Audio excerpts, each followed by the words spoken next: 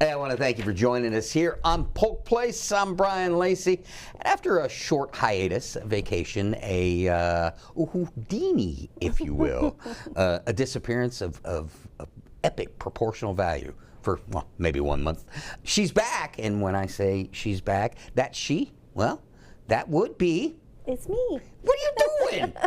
Oh, not much. Just trying to keep cool in this brutal heat and humidity this summer. How about you? Well, that would be Jayme Jamison. Yes. I'm Jayme Jamison, live today from Polk County. And I'm not. No. You are not. Yeah, so how you doing? Doing pretty good.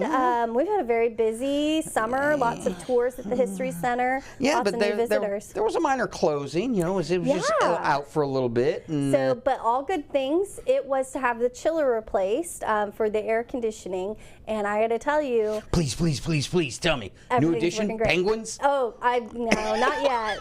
They're kind of, they don't like planes, I don't think. There's no historical value in penguins in Florida anyways. But the air conditioning is working great. They're still doing some replacement of some air handlers, so we still have kind of some small closures, but the overall History Center is open and ready for guests again. Yeah? Yeah.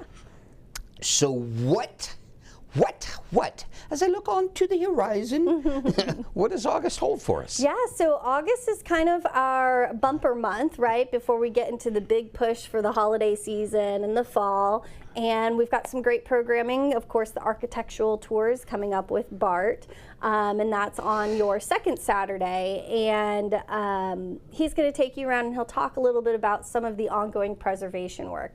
Because once we get done with the air conditioning, we've been so fortunate, and I've mentioned this a couple times, that we've had a grant through the Florida Department of State, Division of Historical Resources, to replace our windows.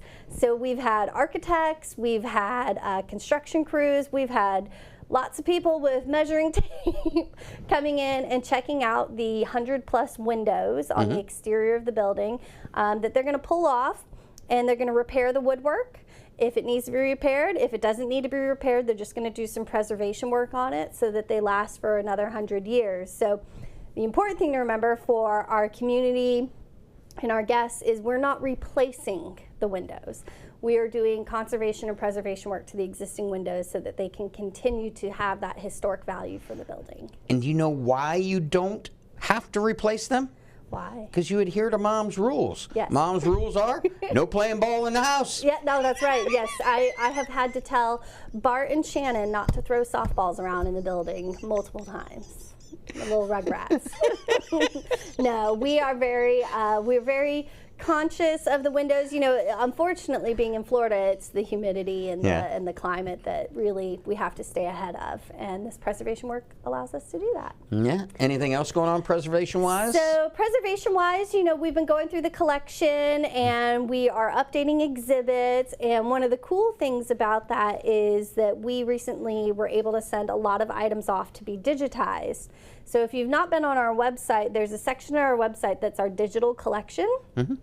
And there are things like documents, land maps, plat maps that can be accessed digitally. And really cool, it kind of ties in with the genealogy speaker series coming up for August, which is looking at, and I do this often when I'm doing research, land records. So if you buy a historic home, most people think, oh, I buy a historic home, I can go and research it. But that's not the only use. If you want to do ancestry research or you want to know more about the people who lived in an area, those land records are rich. They could include deeds with deed restrictions. They can include names of buyers, sellers, all sorts of stuff. And so we get to add that as part of our collection now. They've also been available through the Polk County Clerk's Office as well. So there's all sorts of different resources for really kind of digging into preserving the history of your home or researching your family that might have lived in the area. Jayme, tell me what else we got going on in August. So we've got some wonderful programming. When I say programming, I think maybe I should explain that a little bit. When you come to the History Center, there's 2 floors of exhibits, right? And we're always kind of changing them out and updating them. And we're open, Tuesday through Saturday. So you can bring your whole family in. And some of the newest exhibits that we have, of course, Legacies in Polk Government Leadership, really focusing in on, I think we talked about this last time I was here, Brenda Taylor and Charles Richardson. Yep. We are getting ready to add on to our First Floridians exhibit. So this is probably the coolest part of my job, is handling artifacts that are 10,000 years old, that sort of thing. We have projectile points on display. We've added some Seminole items, and it's really become a very popular exhibit because of the fact that we're able to go back and kind of connect people to the land in Polk County back 10,000 years. And so, yeah, we keep shifting it up. Now, the big thing that will be coming up is actually in September, and it's early in September, so I think it's okay to talk about it in August. Sure. Okay. So September, as you know, every time I come on, we talk about it being Constitution Week, celebrating. And it's also a bridge to, what is that kind of coffee you like? Oh, what kind of coffee I like? Yeah. Any kind of coffee. No, the coffee that they only do in November. Oh, I don't like pumpkin spice. Don't get me started. I like salted caramel. I knew that would do that. Salted caramel. Pumpkin spice. I'm not a pumpkin spice guy. There's nothing wrong with it. I just prefer salted caramel. Anyways, I digress. Yeah. I just wanted to see what kind of reaction. I'm going to pour your pumpkin spice latte in the ocean over the boat. So anyways, while you are celebrating with your pumpkin spice latte, we're going to be pushing out programming dealing with the Constitution, and our favorite event, of course, will be on Friday the 13th this year, but it's the naturalization ceremony.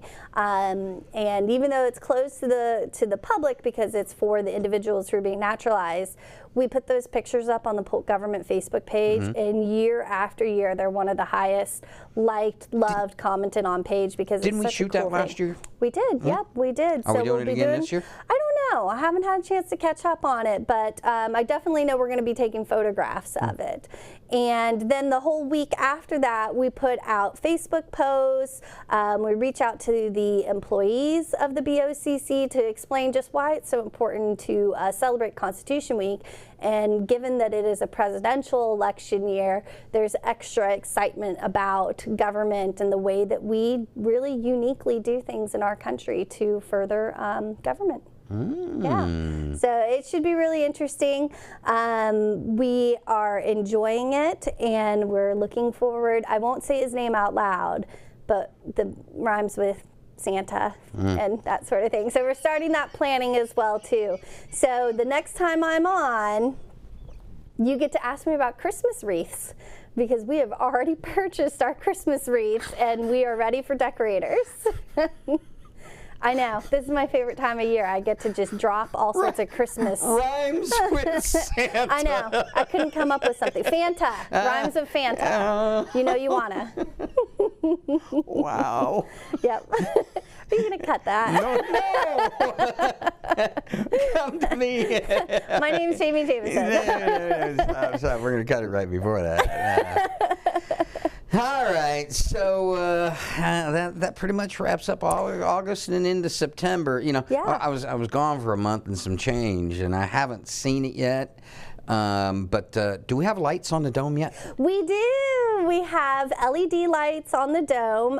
If you were driving through Bartow 4th of July, you saw that half of the dome was red and half of it was blue. So it's pretty awesome. So we only light it up during, so it's not. So it's normally going to be that kind of warm white. Yeah. And then during Constitution Week, we'll do blue and red again. Okay. And then for Halloween, we haven't, I think we were. Orange. Yeah, we were doing an orange but like and purple, or Yeah, orange and green.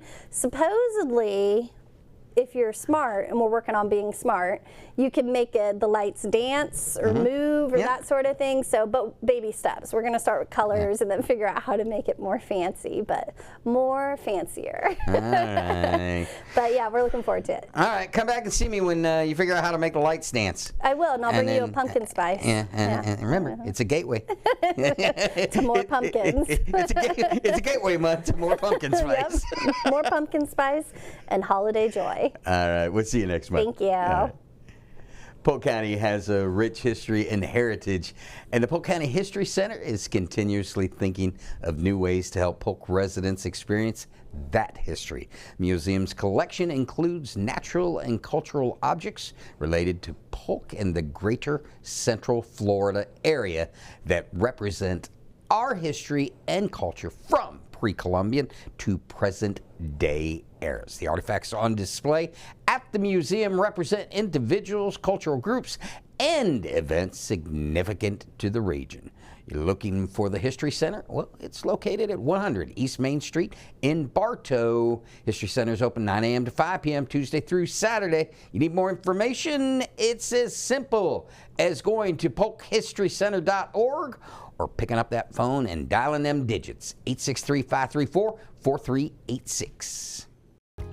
If you enjoyed that episode of Polk Place, I invite you to like, share, and subscribe to the channel, and even check out the next one.